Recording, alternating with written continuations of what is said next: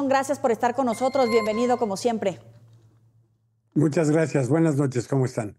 Buenas noches. Se entregan estos números por parte del gobierno federal, una disminución de los homicidios de 15%, el reconocimiento del cambio de la estrategia en materia de seguridad, incluso desde Estados Unidos. ¿Cómo lo evalúa usted?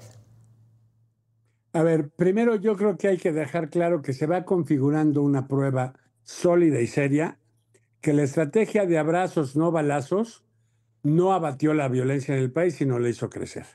Eso significa que tenga que ser revisada como está siendo revisada. Que tenemos que aprender de todo lo que ha sucedido en los últimos 20 años. Yo no vengo a llegar y recargar todo el tema respecto al último gobierno. Todos tenemos que aprender porque en todos los gobiernos ha habido aciertos y ha habido fallas. El enfoque social es importante para abatir la violencia, pero también el enfoque de seguridad, el enfoque para abatir la corrupción, etcétera. Yo creo que hoy por hoy, tenemos experiencia suficiente para consolidar una política de seguridad que pueda sostenerse en el tiempo.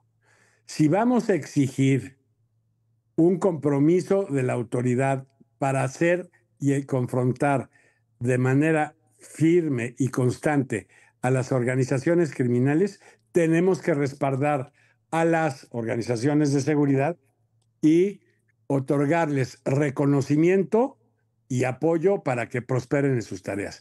No debemos de menospreciar la vida de soldados, marinos y miembros de la Guardia Nacional que exponen constantemente su vida para abatir a los violentos. Segundo, que estoy de acuerdo que buena parte de la tarea de seguridad debe estar enfocada a abatir la violencia, a enfrentar a los más violentos, a desacreditar que la vía de la violencia es el camino mediante el cual se puede hacer dinero y prosperar y generar rendimientos económicos en este país. Ya la sociedad, los pacíficos, las gentes de trabajo, las gentes de bien, que son millones y millones y millones en este país, deben quedar protegidas de los violentos y de los corruptos. Y en este sentido, sí hay espacio para un acuerdo nacional que implique apoyo a las fuerzas del orden, apoyo a la estrategia contra la seguridad y apoyo a la estrategia contra la corrupción que puede existir en el país. Si se pueden plantear salidas nacionales en este sentido y prosperar, fortalecer y enarbolar las políticas, podemos, aprendiendo del pasado, avanzar en este sentido. Fernando, me parece muy interesante este planteamiento de cada gobierno y cada nivel de gobierno incluso tiene parte de responsabilidad en los resultados en materia de seguridad en este caso. ¿Qué pasa, por ejemplo, en el caso de Sinaloa? 6 meses de violencia, de inseguridad, de impunidad. ¿Hay debilidad del Estado de Derecho o cuál es el planteamiento como exsecretario de Gobernación en el caso de Sinaloa?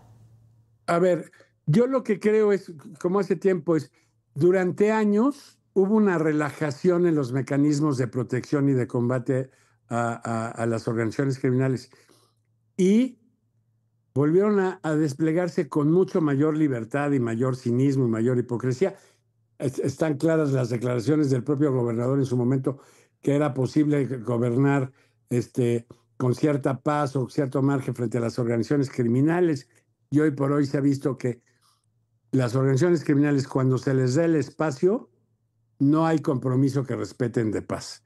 Ellos toman el espacio a fin de sacar provecho y atentar, amenazar o extinguir a sus competidores de la manera más violenta, que es la única que conocen. Entonces, yo creo que después de todo este despliegue de mucho tiempo donde se relajaron los mecanismos de control y de combate a la inseguridad, el hecho de que de repente se aumente radicalmente la confrontación y la contención de estos grupos tiende a aumentar el margen de la violencia. Si aparte de esto hay un enfrentamiento entre las diversas organizaciones criminales, ya no por el territorio, sino para no verse extinguidas unas por otras, pues el aumento de la violencia se explica al margen de una política fallida de los últimos años y al margen de una descomposición entre los mandos de las organizaciones criminales que venían operando en el Estado. Y Yo en el creo caso... que... Dime. No, ¿tú crees que qué? No, a ver, yo creo que el camino para la paz tiene sus momentos complicados y complejos, pero ya no admite alternativas cómodas e hipócritas. Hay que entrarle, entendiendo las dimensiones sociales del problema, entendiendo la necesidad de regulaciones inteligentes para no dar margen de renta a las organizaciones criminales y entendiendo la necesidad fundamental y priorizar el combate a los más violentos para extirpar a la violencia criminal que se da en el país, en el norte, en el centro y en el sur, y que en cualquier cosa está complicando la gobernabilidad del país y la paz de la República. Cuando hablamos de casos como campos de exterminio, ¿se llama Tamaulipas o se llama Jalisco? ¿Cómo se califica un estado, como tal, la fortaleza del estado, cuando el número de desaparecidos, incluso en las listas, se quería desaparecer? Cuando no solamente un estado ha renunciado a su obligación de garantizar la seguridad o la procuración de justicia. A ver, es muy sencillo, esa renuncia es imposible. Ya se vio que una actitud de cordial y de reconciliación que se expresa como debilidad, como tolerancia, como aceptación, solo da lugar a que la violencia se multiplique. Tenemos que abatir la violencia en el país y para eso se va a requerir palo y zanahoria. Hablabas de que podemos entrar a un escenario de ingobernabilidad. ¿En dónde nos encontramos y cuáles serían esos elementos para atender de manera inmediata para garantizar esa gobernabilidad? Pues a ver, ya hay que tener una visualización constante y permanente de una política de seguridad que esté por encima de las coyunturas, hombre. Hay que fortalecer los organismos de seguridad, hay que fortalecer los mecanismos sociales de apoyo para erradicar las situaciones más atentatorias de la violencia y hay que fortalecer los mecanismos del Estado de Derecho. Hoy por hoy, y yo he sido muy crítico, la demolición institucional de los órganos que tienen a garantizar la legalidad en nuestro régimen político se ha venido dando paulatinamente y los resultados pueden ser nefastos. Es tiempo de un acuerdo que busque reconstruir el Estado de Derecho, reconstruir la seguridad y atajar uno de sus males fundamentales, que es la corrupción, que constantemente solo es beneficiada por quien abusa del poder o por quien trasiega con la ilegalidad.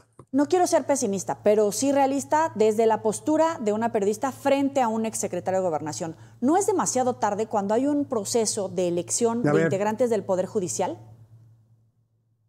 No, a ver, vamos, o sea, yo lo que digo es que en este escenario vamos a tener que estar atentos qué funciona y qué no funciona. A mí que me preocupa de la parte de la reforma judicial, no va a darle legitimidad a nadie, puede implicar una cartelización de la justicia y una precarización de la justicia en donde se den nuevos esquemas de clientela judicial y de buscar el control político.